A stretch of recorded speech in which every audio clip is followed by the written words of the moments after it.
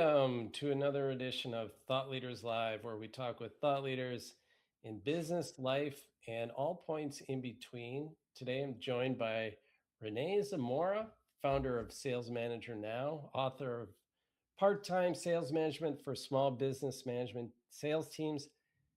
Rene and I have known each other, geez, it seems like 4 or 5 years now. I don't know. Yeah, just we connected on LinkedIn. I'd heard him on another podcast, and then we've chatted numerous times. And really respect you, Rene, and all you've built. So thanks for joining me today. Hey, you're welcome. And thanks for that heartfelt introduction. I appreciate it because, yeah, it's all about people, really, at the end of the day. Yeah, absolutely. And we're going to talk about people in a kind of a new light, I think, for a lot of people. We're going to talk about player coaches and how to avoid the Peter principle with your best employees. So, very fascinating topic. And you're doing some very interesting work in that arena. So, I'm really excited to hear about it, Rene. But why don't you bring all our guests up to speed and tell us a little bit about your own personal journey and how you've got to this point?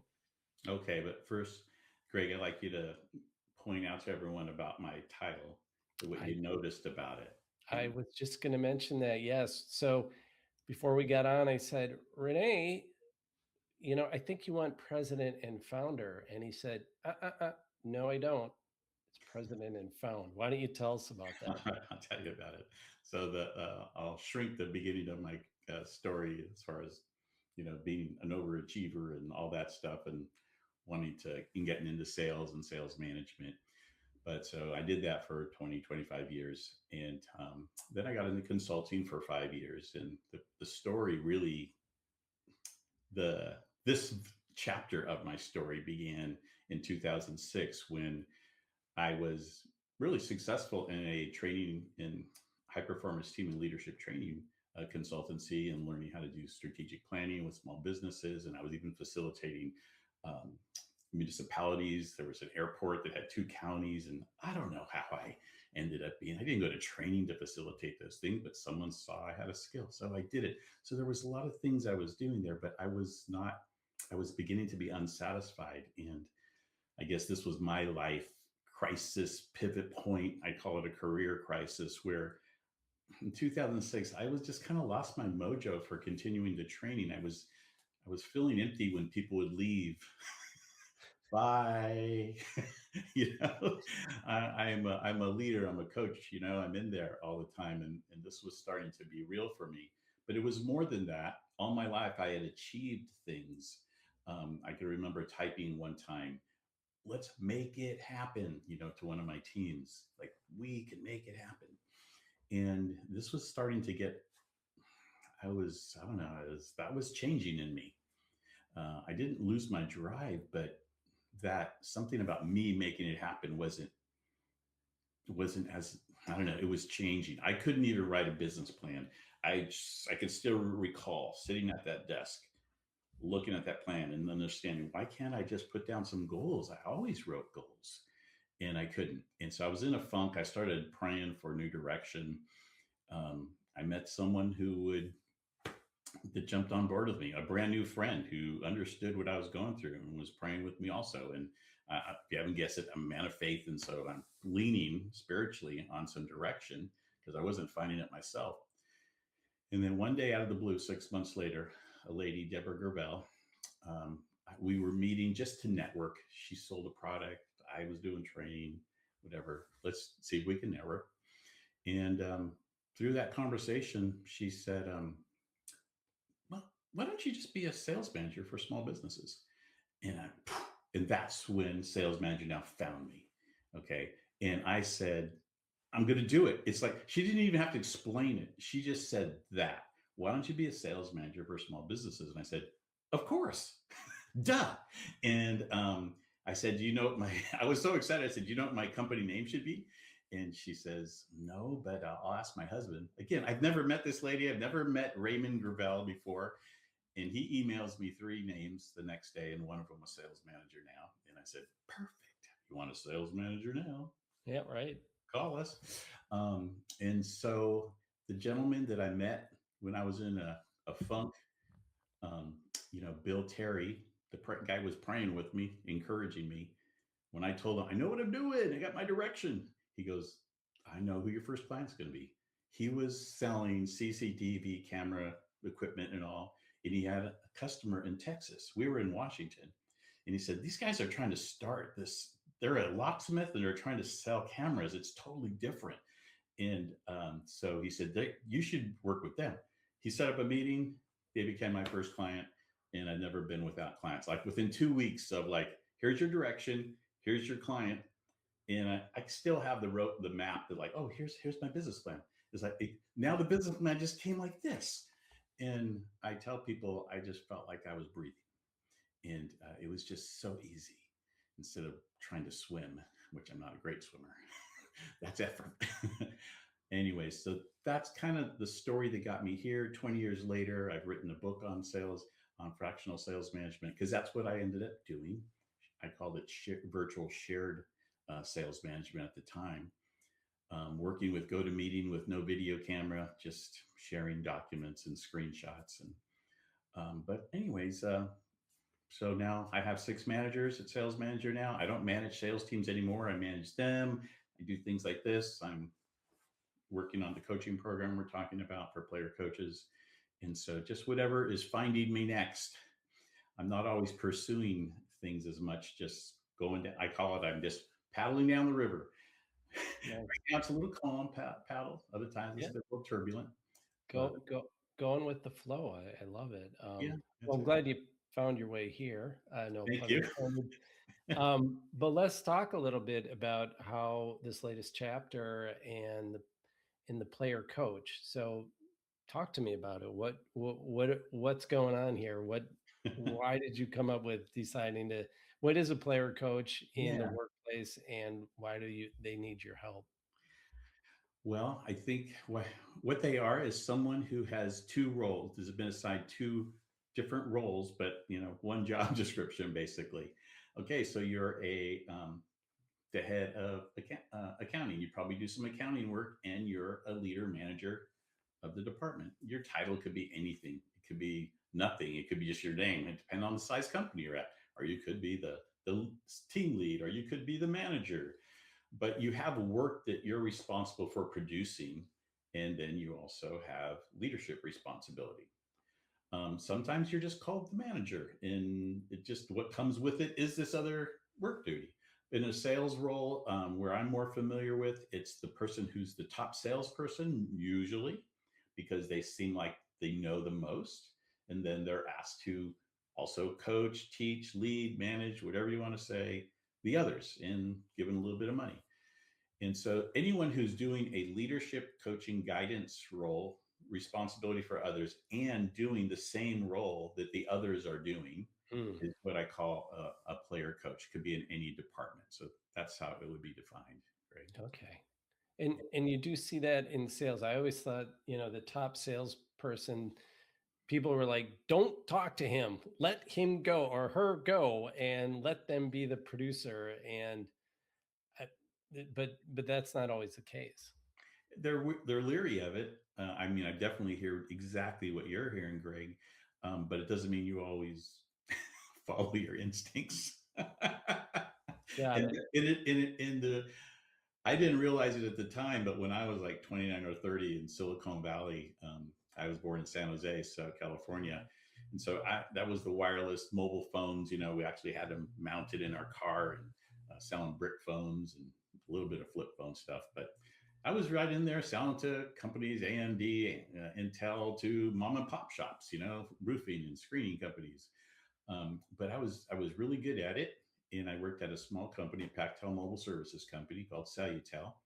And the owner one day, I was so good. He's just like, I'm going to hire another salesperson. Would you like to manage them? I'll give you an override. Basically, he was pitching me and selling me at that point. And all I heard was override. Right. Okay, so I can get a piece of their action, and I'm selling this much. And oh, great, that's easy. This is going to be a piece of cake. And so I jumped into it, and it was I think I quit 2 to 4 weeks later of that role. I stayed at the company, but I said, no way, I can't do it. I wasn't And I mean, one of the points we talked about, what I wanted to share with the listeners, like what are some of the pitfalls or the traps that you run into Yeah. when you're doing this? And one of them is you give the people no clear job description. I was just pitched into it. There was no risk for this owner. And the other, so no clear job description. You are kind of abusing a top producer, like you were saying earlier. Kind of, don't they want to protect that person? Yes, sometimes, and sometimes not.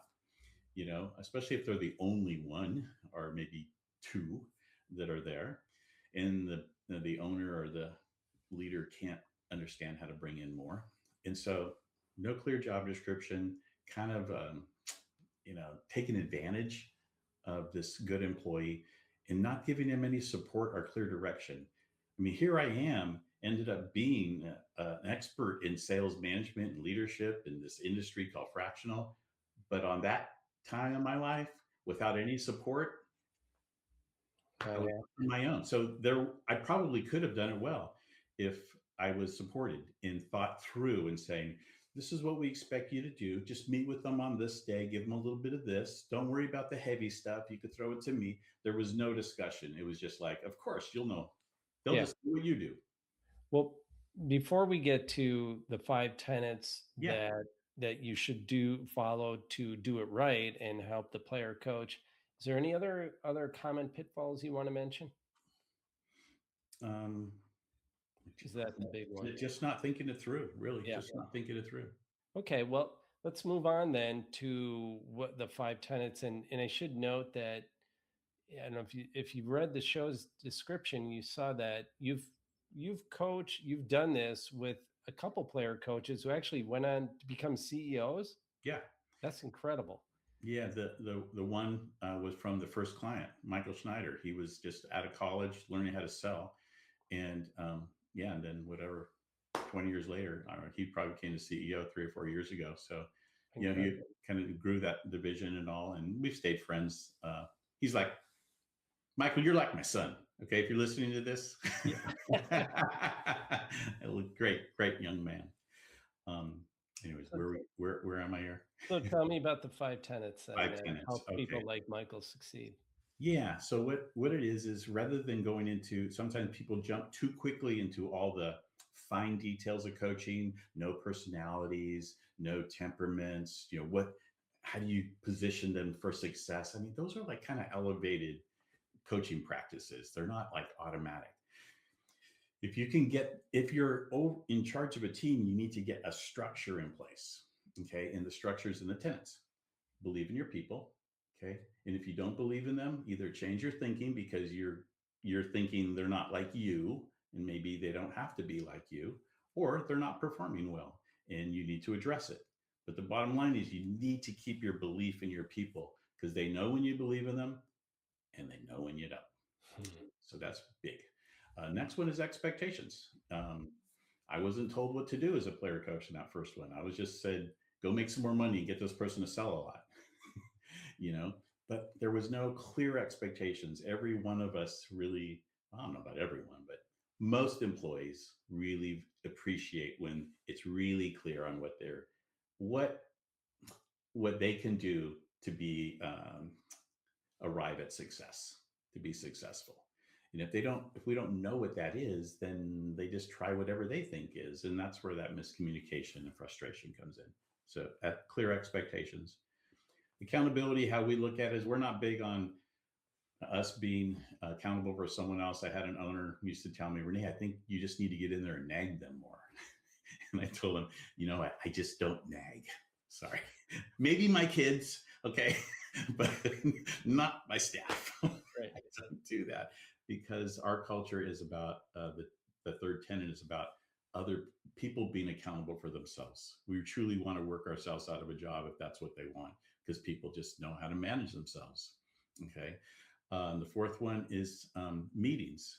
And why it's so valuable is I was thinking about this. It's like a family who has dinner every night together. Okay. It's a meeting. It's like, hey, what happened today? So you share some good news and what's going on, or you share some challenges or frustrations. The kids got bullied or something at school. You talk it through, didn't make first string, homework. So it's a place to share things. It's a place to discuss challenges and come up with help each other out, support each other, and be accountable. Hey, did you get the lawn done like I asked you to? No. Yeah. Accountability. Okay, when are you going to do it? Tomorrow. Thank you. Yeah. And but the okay, so that's great that there's a meeting. But what's more important than or actually as equally important as the meeting, is that it's consistent, that people know what's going to happen when they're there. And so that family did, and so the salespeople enjoy that too when they know what's happening. And the last one is conversations that demonstrate you care about people, and that is being willing to encourage them when you're thinking about they did something well, and about challenging them when you know they're off course. And caring comes in both forms, uh, and making time that respects both of your time, just not being available all the time, but a respectful attention to their needs. I can always tell when there's a successful formula because it's very it sounds so simple, and but it's not easy to execute it consistently. It takes Yeah. discipline and commitment. But I think you've got five pretty solid tenets there, just from my own experience. I think you're onto something there, Renee. So w- let's talk about this next point. I think you why structure must come before coaching if you want sustainable performance. Well, I think I led to it earlier, and that is that without the structure, you just start chasing solving issues and in problems, symptoms you start chasing. When Yeah. you have a structure, then you know, oh, well, wait a minute, what's out? We stopped having our meetings weekly. Okay, let's put that back in place. And Okay. Got or you're it. not following the process. So, got to do the structure. And that's what's very important about this player coach process, is teaching them structure of leading others versus the other stuff, the people stuff can come later, but get the structure in place. Let's circle back to the issue that we came up with first was Yeah. you've got a top performer, and here you're going to try and put them in a management role, which can be physically and mentally taxing, as we both know. How do you do that? How do you get them in that leadership role without pulling them out of being of production?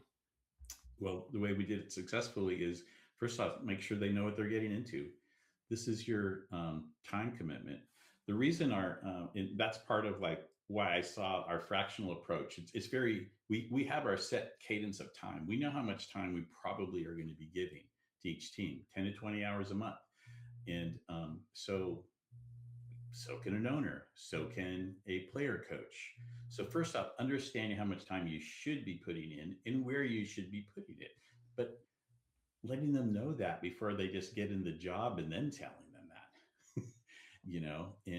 and this is, and then so if they could say, okay, now they can manage their other duties. Okay, yeah, I can do my other duties in that amount of time and this. So I think it's important to know what they're walking into. They're not going to, you can't tell them every surprise they're going to run into, but they need some support for that. Not daily or weekly, but just someone they can go to, maybe another manager in the company. But at least they have some structure and expectation. So I can't remember what question I'm answering, but there's an answer. No, that was how to keep the producers producing. Um, let's talk a little bit about, let's say somebody is actually going to take this on, and I do think that, and maybe I'm a little naive to this or Yeah. unaware of it, but this seems to me like a topic that maybe is a little under the radar. Like it kind of happens unofficially, but it Mhm. probably happens a lot, where somebody is made the de facto leader or manager. Um, if you're the manager now and you're in that position where, like, look, I've got a producer here, I think this person could be a great leader. It sounds like they could use some of what you're talking about here Sure. to get this rolling. How would an engagement with you and this program, would this look like? What could the manager of the player coach, how could they get up to speed by working with you and learning about your program, and what does your program do? Okay. Well, the logistics are the program's a 13-week program, meeting weekly. for an hour. It's based on our book, Part Time Sales Management, um, and it goes over the tenets, and so that's our foundation there. It's a working coaching program, not a thinking coaching program. It's like because, like you said, these are simple. Of course, these are obvious things that we should do. It's not some big cool new theory. It's the implementation. So when we talk about expectations, they're building job descriptions, compensation, reviewing that. Do they? What's the processes going on in the department? They're having to do the work. When it's beliefs, they're evaluating their own disbeliefs or lack of beliefs in their people, and what are they going to do about it? So 13 weeks coaching to get all things put together, to get some of this, the tenants assimilated into them so they believe in the value of them together. And but at the end, there's better structure in their organization. Their meetings, they've been practicing meetings. We've been talking to them before or after meetings. And then we include the next 9 months of the year. We're just available. Just, want an email, got a phone call, got a text, you know, just give us a call, and we'll just to support the ongoing effort of this player coach. So that's the structure of it. Okay. Talk to me a little bit about meetings, because I'm always fascinated by meetings. I remember once I worked for a big company, and everybody would get pulled into these, hour-long meetings with the PowerPoints and the yada yada. And I always thought, it's kind of like Father Guido Sarducci's 5 minute college. Why not just give me a 5 minute meeting? Because that's all I'm going to pull out of this.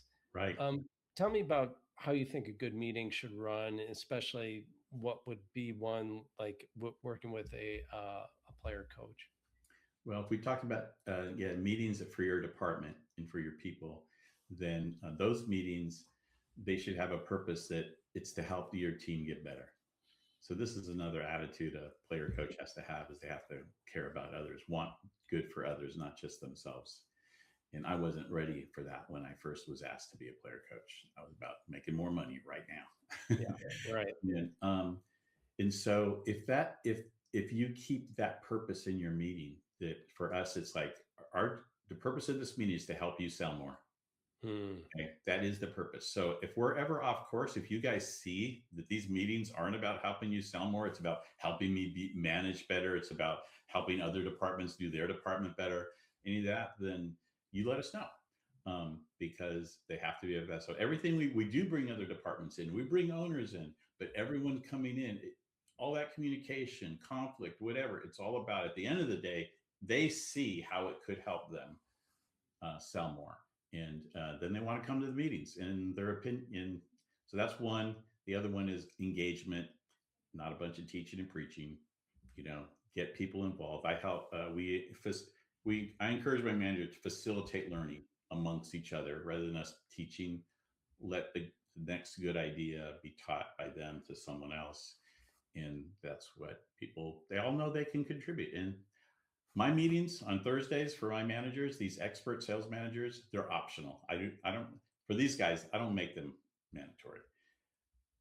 I usually have, out of the seven of us, there's usually 4 to 6 of us at all on every Thursday. And we dig them because we know what they're about. It's about us getting better. And Yeah. so we show up. And if we're not, it's like, hey, I got another meeting, I won't be there. Everyone's like, and I don't have, it's not a fake optional. It truly is optional. If your grandkids are in town, go hang out with them. Don't show up here. That's just our level. But as you can get, the spirit of the meeting makes you want to come. That is so refreshing right there. I mean, maybe you should teach that one on the side as well. But I think that is so great, and it's so counter to like that I mentioned, the big corporate session that we used to have, and that was all about the company. Yeah. That was what the company is doing, and of course you need to share some of that information. But I like your framework of how do you use it to make yourself better and just improve yourself. Yeah. Um, Tell me a little bit more about the player coaches, and do you think that these are people who are on a career track for management? Do some stay as player coaches? What? And I know this is probably you've just started working, or maybe you worked with them for a long time. But what's the typical trajectory look like?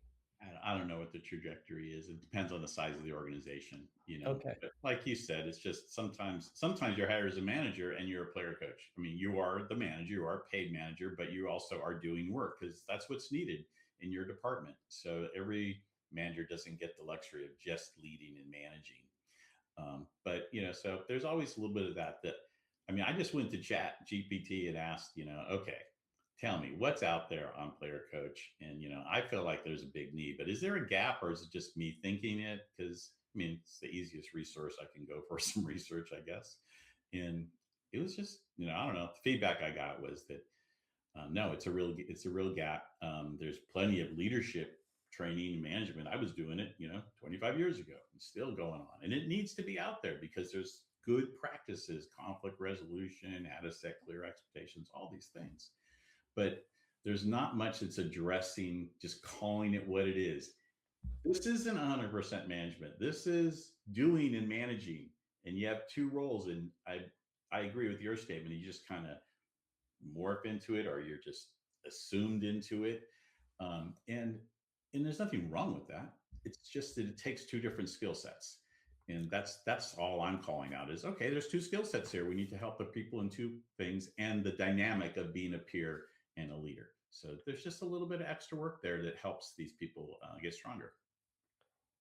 I'm gonna I'm gonna butcher her name, but we had Marina Suholotsky on the show yesterday, Yeah, and she was talking about capacity and making sure that you have both the maybe the logistical capability to build something, you know how to do it, you've got the yeah, skill sets, but then also the emotional capability and the mindset to be able to do that.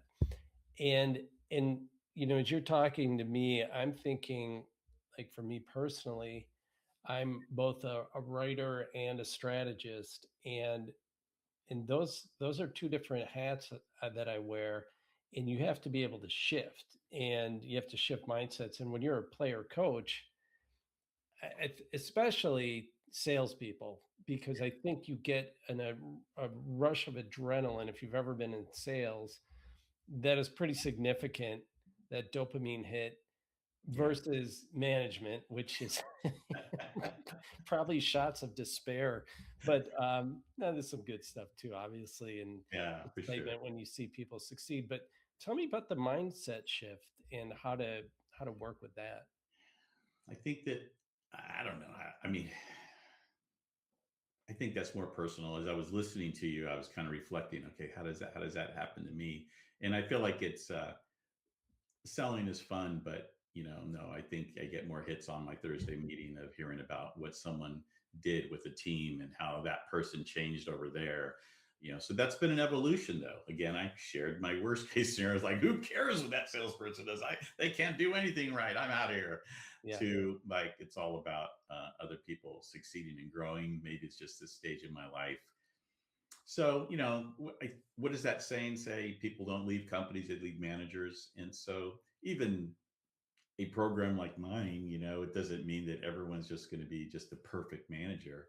We're just giving people tools, helping them on their journey. At the end of the day, people have to do the job. They have to call out, I have the capability and capacity, or they don't. And that's a subject for another podcast, which is let people be responsible for their own success. I'm responsible to people, and we use the tenants as a responsibility to our team, but I am not responsible for their success. I'm accountable for the overall number, and I can get fired if they don't sell enough, but I am not responsible for their success. They have to find it and be able to do it on their own. And when you're able to get to that point as a leader or manager, I think you're even more effective because you let people grow. Wow. Good good stuff. Yeah, I that is such a huge thing, and it's so hard for people who tend to micromanage or have control issues. It's a real skill you have to cultivate over time. Um, well, Renee, we're almost at the top of the hour. thank you so much for coming on, sharing your latest program. I I think it's, appreciate you having me, man. yeah, I think it's really awesome. If someone wants to work with you, they need some help as they build their own team of player coaches. How do they get a hold of you? Wow. We said at the beginning, if you need a sales manager now, that's the website, salesmanagernow.com. Rene, Rene. You could email me directly. That's how they'd get a hold of us. But can I give people an offer if anyone's interested? Please do. All right. So the book, Part Time Sales Management, if anyone wants one of these, it's not a bestseller. It's just should have been. Okay. Just didn't get the promo. That's all. Great to tell you about that. Anyway, you want one of those books, just email me, Rene at Sales Manager Now. I'll sign it, get it to you. And if you want any, other guidance there, just let me know. And so simple offer. It's yours if you want to for yourself or someone you know who is a sales manager or a player coach. Go from there. Okay. Rene, thanks again. And thank you, everyone, for joining us on another edition of Thought Leaders Live. We'll catch you on the next episode.